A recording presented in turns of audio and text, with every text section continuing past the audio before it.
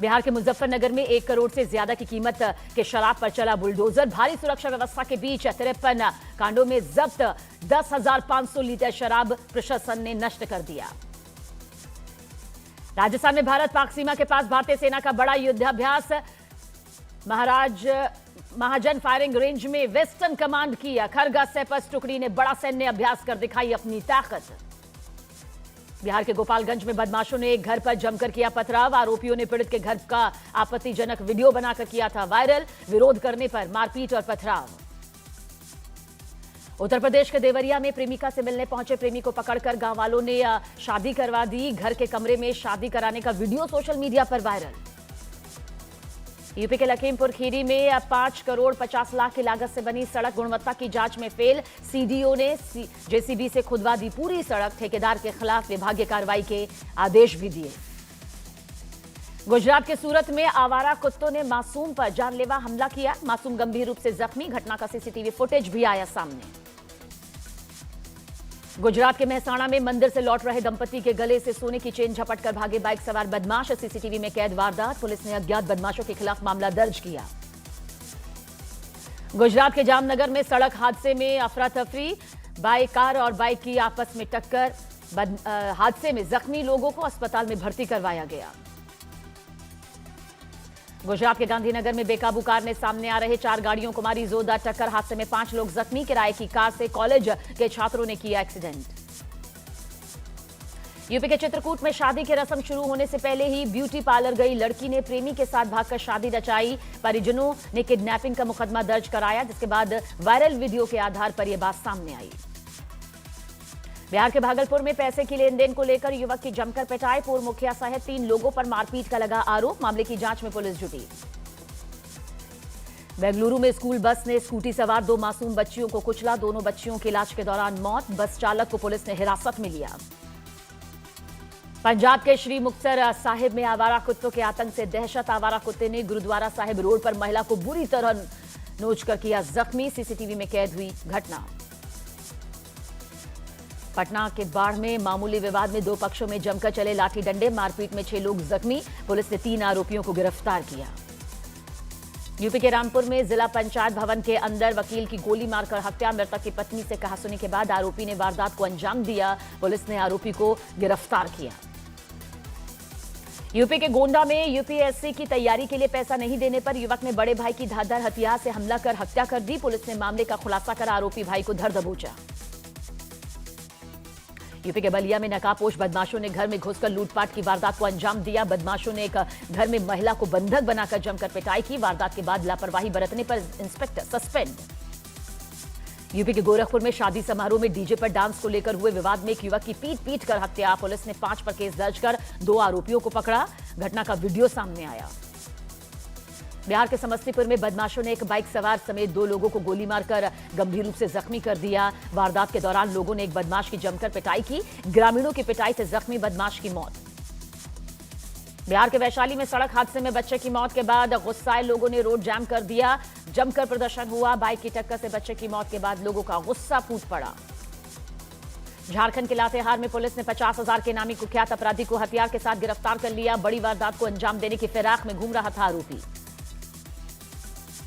बिहार के मुजफ्फरपुर में वंदे भारत ट्रेन पर पथराव से हड़कंप। पथराव में ट्रेन के कोच का शीशा टूटा। बाल बाल बचे यात्री। उत्तराखंड के देहरादून में दिन दहाड़े एक व्यवसायी की गोली मारकर हत्या। मृतक की पत्नी ने सास समेत 4 लोगों पर हत्या का केस दर्ज करवाया। पंजाब के पूर्व सीएम कैप्टन अमरिंदर सिंह को विदेश में संपत्ति को लेकर ईडी ने भेजा समन। 12 से 13 फरवरी को जलंधर ईडी ऑफिस में पेश होने के भी निर्देश। अमरिंदर सिंह के बेटे को भी ईडी ने भेजा समन।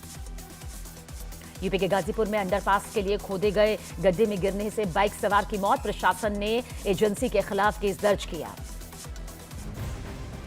आइए कुछ और जरूरी खबरों की तरफ रुख करते हैं। संसदीय कार्य मंत्री किरेन रिजिजू लोकसभा में उस वक्त भड़क गए जब नेता विपक्ष राहुल गांधी ने ट्रेड डील पर कहा कि सरकार ने देश को अमेरिका के हाथों बेच दिया। राहुल गांधी के इस बयान पर किरेन रिजिजू ने कहा कि आज तक कोई माइका लाल पैदा नहीं हुआ जो भारत को खरीद सके। दरअसल बजट पर चर्चा करते हुए लोकसभा में नेता प्रतिपक्ष राहुल गांधी ने अमेरिका के साथ व्यापार समझौते को लेकर सवाल खड़ा किया। उन्होंने कहा कि ट्रेड डील बराबरी की शर्त पर नहीं की गई और सरकार को शर्म आनी चाहिए कि उसने भारत माता को बेच दिया। उनके इसी बयान पर किरेन रिजिजू ने पलटवार यहां पर किया। राहुल जी ने कहा कि हमारा देश, भारत देश को आपने सेल कर दिया है। मैं सदन में कहना चाहता हूँ, आज तक कोई मायके लाल पैदा नहीं हुआ जो भारत को सेल कर सकता है, कोई खरीद सकता है, नहीं हो सकता है। और आपने प्रधानमंत्री जी को कहा, मैं दावे के साथ कहता हूँ, इस देश का आज तक सबसे मजबूत प्रधानमंत्री नरेंद्र मोदी जी है। कोई हिला नहीं सकते, कोई हिला नहीं सकते। आपका कहने से क्या होगा? आप लोगों ने देश को इतना कमजोर बना के रखा है। 2014 तक हमारा देश को आप लोगों ने क्या हालत बनाया, और आज देश मजबूती से आगे बढ़ रहा है। आप लोग खुश नहीं है। भारत आगे बढ़ने से कांग्रेस दुखी हो जाते हैं। तो उधर केंद्रीय मंत्री किरेन रिजिजू ने राहुल गांधी के खिलाफ विशेषाधिकार हनन का नोटिस दाखिल करने की तैयारी की है। किरेन रिजिजू का कहना है कि उन्होंने सदन में राहुल गांधी से उनके आरोपों के सबूत मांगे थे, लेकिन राहुल गांधी ने बिना किसी तथ्य के सरकार और प्रधानमंत्री पर यह कहकर गंभीर आरोप लगा दिए कि पीएम ने भारत के राष्ट्रीय हित बेच दिए। किरेन रिजिजू ने बताया कि राहुल गांधी ने हरदीप सिंह पुरी का नाम लेकर भी गलत और बेबुनियाद आरोप लगाए। रिजिजू का कहना है कि यह सदन की गरिमा का गंभीर उल्लंघन है और वो इसका नोटिस स्पीकर को सौंपेंगे। Making allegation, you should listen to the reply. So it is very unfortunate that we don't have a very serious nature or a person with a serious character befitting the position of the leader of opposition. So our party has taken a stand that we will counter Rahul's lies outside, but inside the house notice will be issued. We will serve the first notice to the speaker, we will submit it and then let us see. और देखिए उधर राहुल गांधी के आरोपों पर BJP ने उनके खिलाफ मोर्चा खोल दिया। बीजेपी ने कांग्रेस पर ही देश बेचने का आरोप लगाया। इस देश को कोई बेच नहीं सकता। अगर देश बेचा है और देश को बेचने की कोशिश की है तो सिर्फ और सिर्फ कांग्रेस ने की है, और कांग्रेस को अभी ये पच नहीं रहा है, क्योंकि मोदी जी जो पिछले 12 साल से जो काम कर रहे हैं देश के विकास के लिए और देश को विकसित भारत बनाने के लिए, और पूरे विश्व में एक भारत के नेता नहीं है, आज पूरे विश्व के लीडर माने जाते हैं, उनका मान और सम्मान है, लेकिन ये कांग्रेस को सारी कुछ पच नहीं रहा उनको। ये कांग्रेस पार्टी वायलेट करते हैं, मुख्यमंत्री वायलेट करते हैं, राहुल गांधी लोकसभा का नॉर्म्स को वायलेट करते हैं, राहुल गांधी सुप्रीम कोर्ट का गाइडलाइंस को वायलेट करते हैं, Rahul Gandhi central election commission का नॉर्म्स को वायलेट करते हैं, राहुल गांधी जो डिफेंस का सिस्टम है उसको भी वायलेट करते हैं। ये पार्टी वायलेट का करने वाला पार्टी है।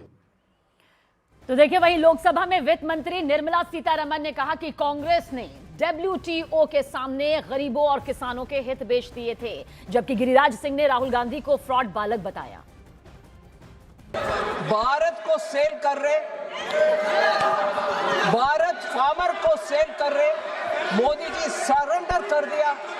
मोदी जी किसी देश का हित का विषय में सामने खड़े होकर के बात करेंगे, देश के हित में काम करेंगे, मगर देश को बेचने वाले कौन है?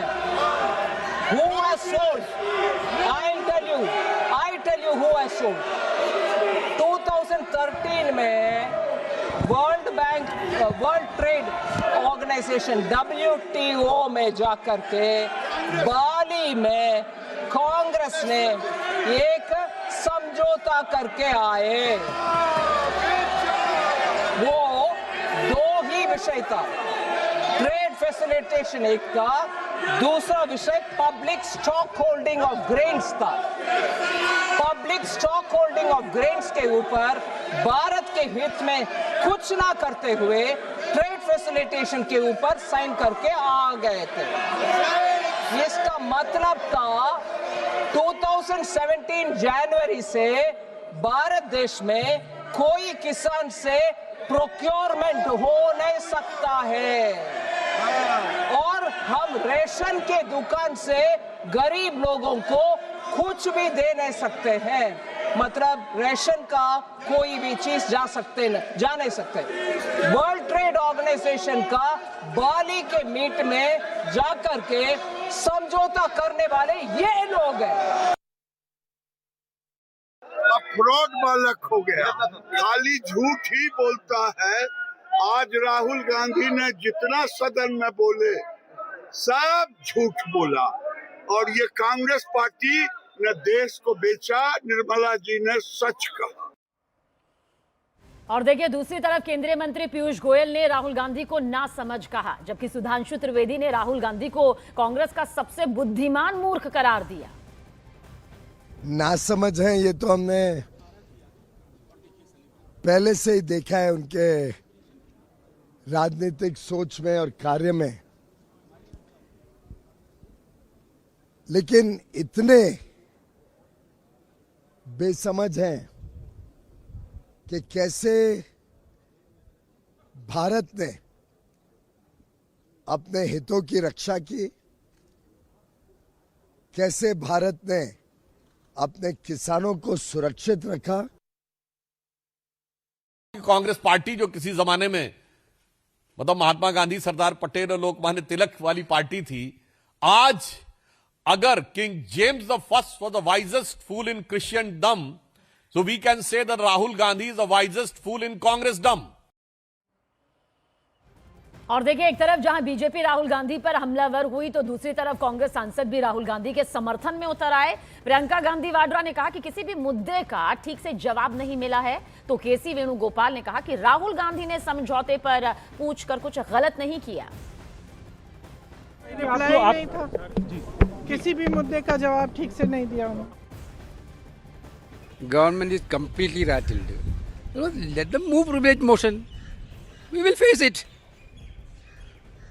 We will. What wrong Rahul Gandhi has done today? I think the entire country heard his speech. What wrong was on that?